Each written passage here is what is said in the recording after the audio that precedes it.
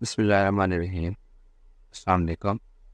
9th class biology के बारे में हम आज डिस्कस करेंगे। हमारे पास चैप्टर नंबर 1 है, introduction to the biology. First topic है व्हाट इज़ साइंस। सबसे पहले साइंस के बारे में बताओ आपको इस साइंस क्या है। It is a study in which observations are made, experiments are done, and the logical conclusions are drawn in order to understand the principles of nature. कुदरत के उसूलों को समझने के लिए जो हम ऑब्जर्वेशंस करते हैं, जो हम एक्सपेरिमेंट्स करते हैं और उनसे जो नतीजे अखज़ करते हैं, वो हमारे पास क्या कहलाता है, साइंस कहलाता है। अगर हम पुराने वक्त की बात करें तो साइंटिफिक इंफॉर्मेशंस बहुत ही लिमिटेड अमाउंट में थी, इसीलिए इनको सिर्फ एक ही डिवीजन के अंदर डिवाइड किया गया था, एक ही डिवीजन जिसका नाम क्या है, साइंस है। लेकिन जैसे जैसे वक्त गुजरता गया, जानदारों की मालूमात हमारे पास बढ़ती गई, तो हमने क्या किया, आसानी से अंडरस्टैंड कर सकें अपने लिए साइंस को क्या कर दिया, तकसीम कर दिया। For example biology, physics, chemistry, mathematics etcetera. आज हम बायोलॉजी के बारे में पढ़ रहे हैं, तो हम इसको फर्दर प्रोसीड करते हैं। First of all, what is biology? It is the scientific study of living organisms or life. जानदारों की स्टडी या ज़िंदगी का मुतालिया हमारे पास क्या कहलाता है, बायोलॉजी कहलाता है। बायोलॉजी दो किस्म के ग्रीक वर्ड्स से ड्राइव किया गया है। वर्ड बायोलॉजी, लफ्ज़ जो बायोलॉजी है, ये दो अल्फाजों का मजमुआ है। पहला लफ्ज़ जो है वो है बायोस, जिसका मतलब क्या है, लाइफ या लिविंग ऑर्गेनिजम्स। और दूसरा लफ्ज़ क्या है हमारे पास, लोगोस, मीन्स थाट और रीजनिंग, ज़िंदगी का मुतालिया। Bios means life and logos means thought और रीजनिंग। बायोलॉजी को हमने मज़ीद ब्रांचेस और डिवीजन्स के अंदर डिवाइड किया हुआ है। जो हमारे पास इसकी डिवीजन्स है वो 3 किस्म की हैं, zoology, botany and micro biology. First of all हम ज़ूलॉजी की बात करें। अगर ज़ूलॉजी क्या है, zoology division of biology which deal with the study of animals is called zoology. zoo से निकला हुआ लफ्ज़ है ये। zoo के अंदर हम क्या देखते हैं, एनिमल्स देखते हैं, तो zoology एनिमल्स का मुतालिया। botany division of biology deals with the study of plants is called botany. वो बायोलॉजी की डिवीजन जिसके अंदर हम सिर्फ पौधों का मुतालिया करते हैं, वो हमारे पास बॉटनी कहलाती है। Micro biology, micro means small and biology का पीछे हमने मतलब पढ़ा है, bio mean life and logy mean study. तो ऐसे जानदारों का मुताला जो क्या हो, छोटे हों, microorganisms. Division of biology which deals with the study of microorganisms is called microbiology. उसके बाद आ जाती है हमारे पास branches of biology. First of all हम मॉर्फोलॉजी की बात करें अगर, तो मॉर्फोलॉजी बायोलॉजी की वो ब्रांच है जिसके अंदर हम जानदारों की फॉर्म एंड स्ट्रक्चर का मुताला है। Branch of biology which deal with the study of form and structure of living organisms is called morphology. उसके बाद आ जाता है हमारे पास एनाटॉमी, सेकंड ब्रांच जो है, branch of biology which deal with the study of internal structure of living organisms. जानदारों के अंदरूनी साख्तों का मुतालिया क्या कहलाता है, हमारे पास एनाटॉमी कहलाता है। उसके बाद आ जाता है हमारे पास सेकंड, थर्ड जो है ब्रांच वो है histology, microscopic study of tissues of the living organisms is called histology. Histology क्या है, वो ब्रांच है बायोलॉजी की जिसके अंदर हम जानदारों के टिश्यूज़ का मुताला करते हैं, माइक्रोस्कोपिक स्टडी करते हैं टिश्यूज़ की, और हमारे पास क्या कहलाता है, हिस्टोलॉजी कहलाता है। उसके बाद आ जाती है हमारे पास नेक्स्ट ब्रांच जो है बायोलॉजी की, वो है सेल बायोलॉजी। सेल बायोलॉजी भी क्या चीज़ है, the study of structure and function of cell and cell organelles is called cell biology. Biology की वो ब्रांच जिसके अंदर हम जानदारों के सेल्स और उनके फंक्शंस और सेल्स के अंदर मौजूद ऑर्गेनेलीज का मुताला करते हैं। Structure of cell, function of cell and cell के अंदर मौजूद जो ऑर्गेनेलीज हैं उनका मुतालिया सेल बायोलॉजी कहलाता है। इसको हम एक और तरह से भी डिफाइन कर सकते हैं सेल बायोलॉजी को, study of division of cell is called cell biology. वो ब्रांच ऑफ बायोलॉजी जिसके अंदर हम सेल की तकसीम का मुतालिया करते हैं, सेल बायोलॉजी कहलाता है। फिजियोलॉजी, नेक्स्ट ब्रांच जो है वो है physiology. Study of functions of different parts of the living organisms is called physiology. जानदारों के डिफरेंट पार्ट्स के फंक्शंस का मुतालिया वो क्या कहलाता है, फिजियोलॉजी कहलाता है। नेक्स्ट हमारे पास genetics. Study of genes and their role in inheritance is called genetics. What is inheritance? Inheritance means transfer of characters from parents to their offsprings is called inheritance.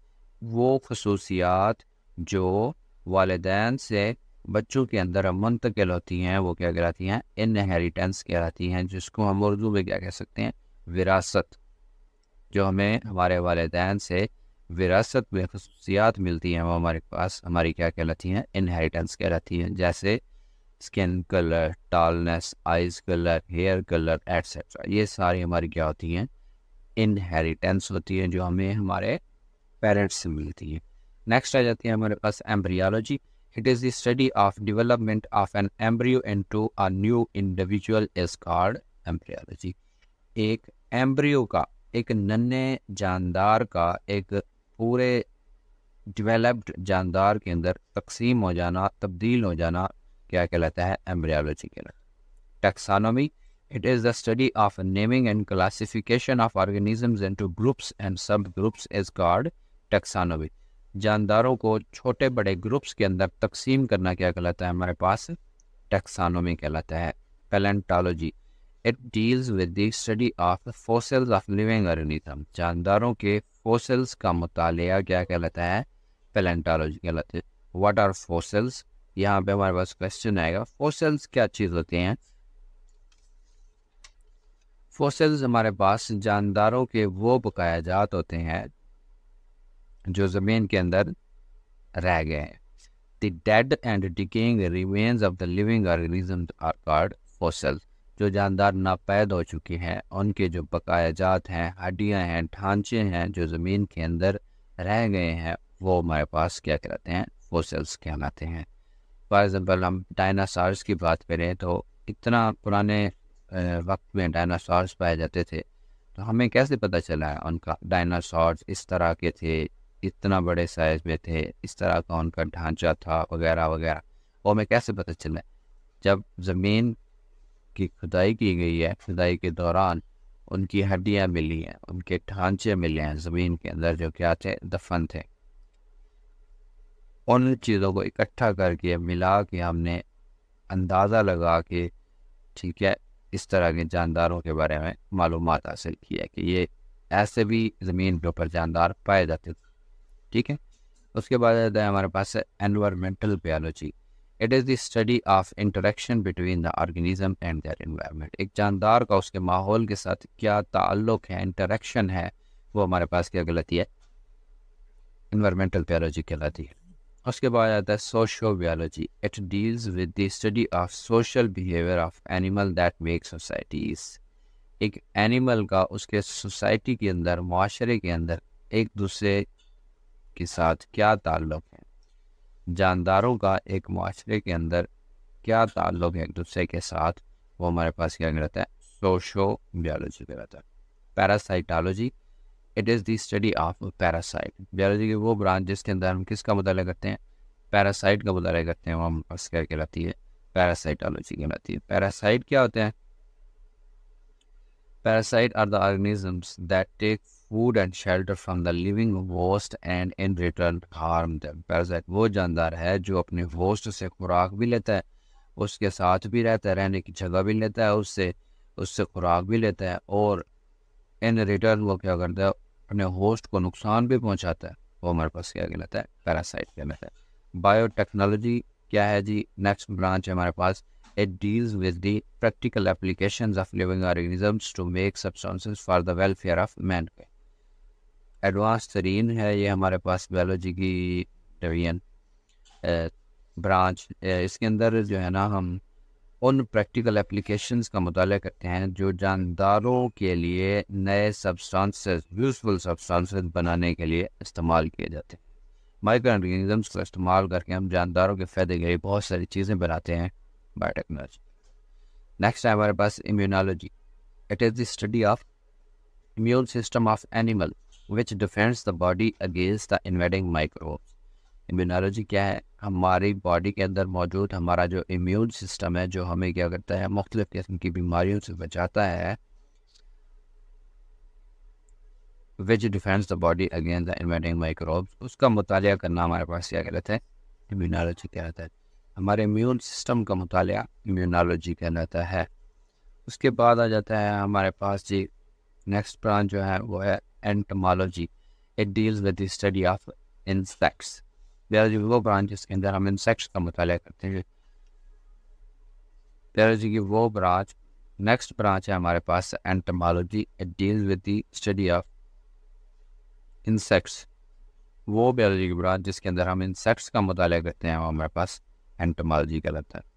Last one आ जाती है हमारे पास pharmacology. It is the study of drugs and their effects on the system of human body.